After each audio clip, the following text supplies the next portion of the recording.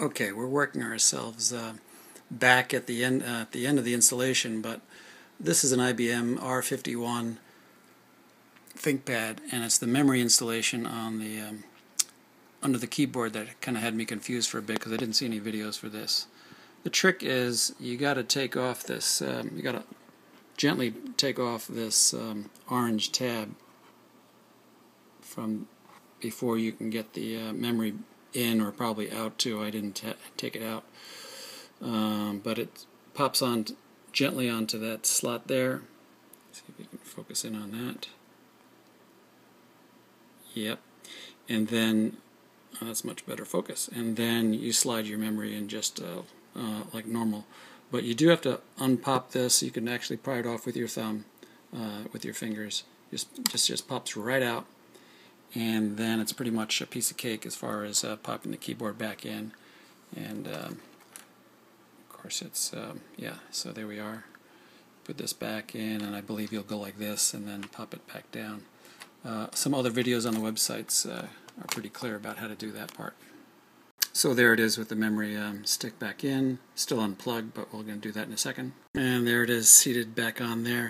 It takes a little fumbling around maybe to get the it to line up with its bed there. It's a male-female type of thing. And then we're just about to close this up. We'll probably dust it off before we close everything up, but there's nothing else I need to do with this guy. So, and I think I'm going to try to show you that it goes, the keyboard goes in this side. Let's see.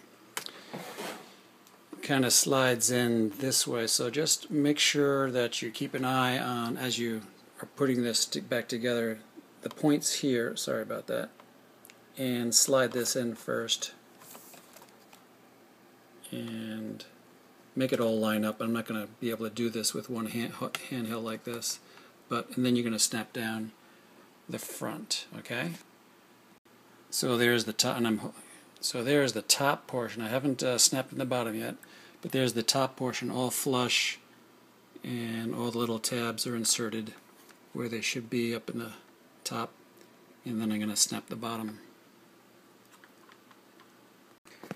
And the snapping of the bottom, you probably didn't hear the click, but it's essentially you're snapping this guy down with pressure here, anywhere along here, to snap this guy back into place. And there's a distinct snap when that's fully in place. Okay, we're kind of working our way backwards, so I'm going to turn the close the top.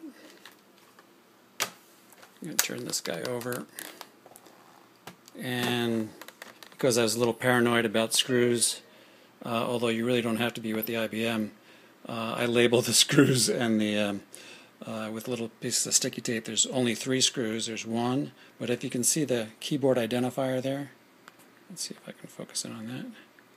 Yeah, there's a little keyboard identifier, so that's number 3 screw, or I labeled it number 1, but it's number 3 screw. And there's another, see if I can identify that, there we go. The 2nd screw that I took out. Sorry about the length there. And then the 3rd one is over here. But again, they're all labeled, and it's like pretty simple to follow. So just replace those screws. Now the other, before I forget, the other memory stick goes underneath this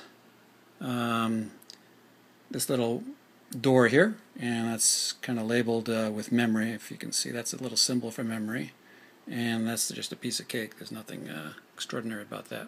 Just for fun, to show you how paranoid I am about screws and losing them, I taped the screws to this white piece of paper, and they're all the same, and it's kind of identified on the, move over here, it's kind of identified on the label right here that you've got 3, well, I don't know, about maybe that's 3/4 or 3 screws of that size, but irrelevant at this point.